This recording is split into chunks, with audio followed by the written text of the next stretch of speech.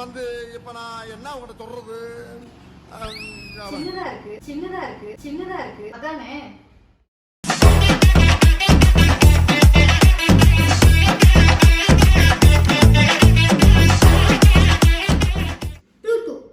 இது பிளானட் கிடையாதுன்னு எல்லாருக்குமே தெரியும்.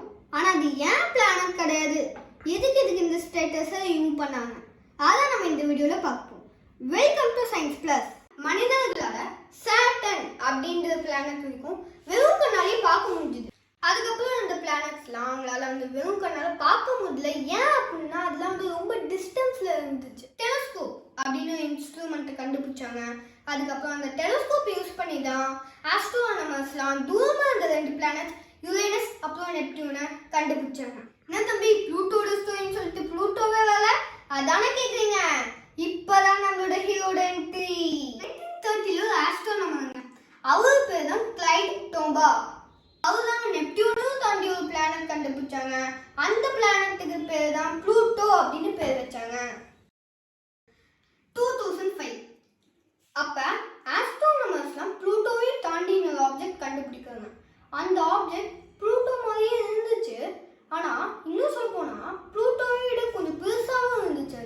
அப்ப ஆஸ்ட்ரோனமர்ஸ்க்குலாம் ஒரு கன்ஃபியூஷன், இந்த ஆப்ஜெக்டையும் நம்ம பிளானட் அனௌன்ஸ் பண்ணணுமா, இது மாதிரி இன்னும் எத்தனை ஆப்ஜெக்ட்ஸ் வரும்னு தெரியல. இந்த கன்ஃபியூஷனுக்கு ஒரு முடிவு எடுக்கணும்.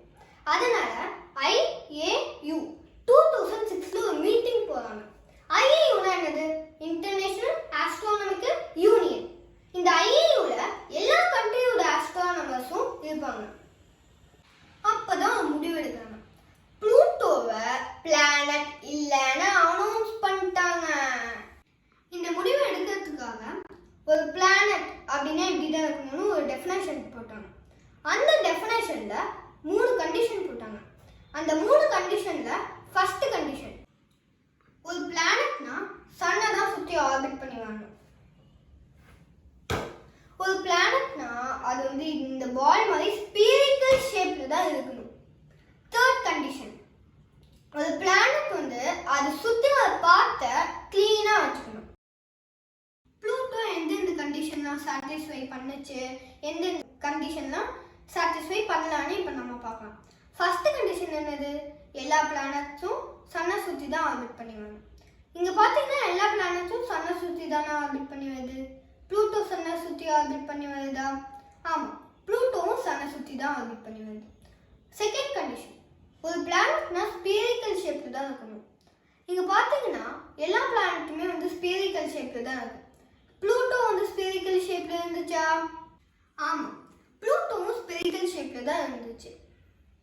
நம்ம வந்து தேர்ட் கண்டிஷனை பார்க்கறதுக்கு முன்னாடி ஃபர்ஸ்ட் ஆஸ்ட்ராய்ட் பெல்ட்னா என்னது, கைப்பர் பெல்ட்னா என்னன்னு பார்த்துக்கணும். ஆஸ்ட்ராய்ட் பெல்ட் வந்து மார்ஸுக்கும் ஜூபிட்டருக்கும் நடுவில் இருக்கும். அப்படியே நீங்கள் இந்த சைடு வந்தீங்கன்னா நெப்டியூனும் தாண்டி ஒரு கைப்பர் பெல்ட்னு ஒரு பெல்ட் இருக்கும். இந்த கைப்பர் பெல்ட் வந்து ஆஸ்ட்ராய்ட் பெல்ட்டை விட இது ரொம்பவே பெருசு. இந்த கைப்பர் பெல்ட்ல நிறைய ஐஸ் ராக்ஸ் அப்புறம் இந்த ஸ்பேஸ் ராக்ஸ் எல்லாமே இருக்கும்.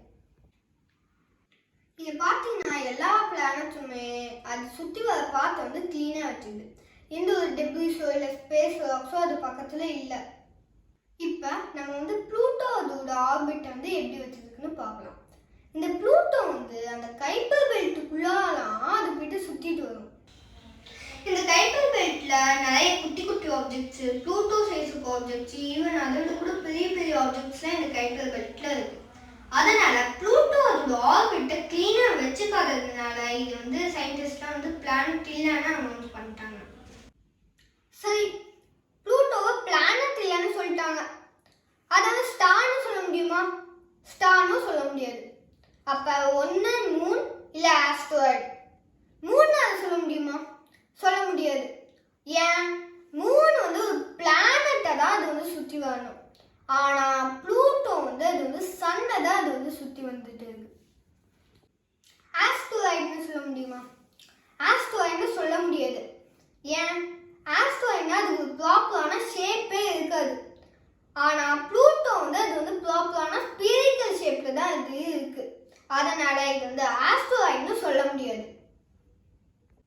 அதனால இது வந்து எந்த கேட்டகரியிலையும் சேர்க்க முடியாததுனால டுவார்ஃப் பிளானட் அப்படின்னு ஒரு புது கேட்டகரியே அவங்க வந்து கிரியேட் பண்ணாங்க. ஸோ எந்த பிளானட்லாம் வந்து ஃபஸ்ட்டு 2 கண்டிஷனையும் சாட்டிஸ்ஃபை பண்ணிட்டு 3வது கண்டிஷனை சாட்டிஸ்ஃபை பண்ணலையோ அதெல்லாம் வந்து டுவார்ஃப் பிளானட்னு சொல்லிட்டாங்க. இப்போ நீங்கள் அப்படியே கொஞ்சம் பேக் போய் பார்த்தீங்கன்னா நான் வந்து 2005 ஒரு ஆப்ஜெக்ட் வந்துச்சுன்னு சொன்னால அதுதானே இவ்வளோ கன்ஃபியூஷனையும் நமக்கு கிரியேட் பண்ணுச்சு.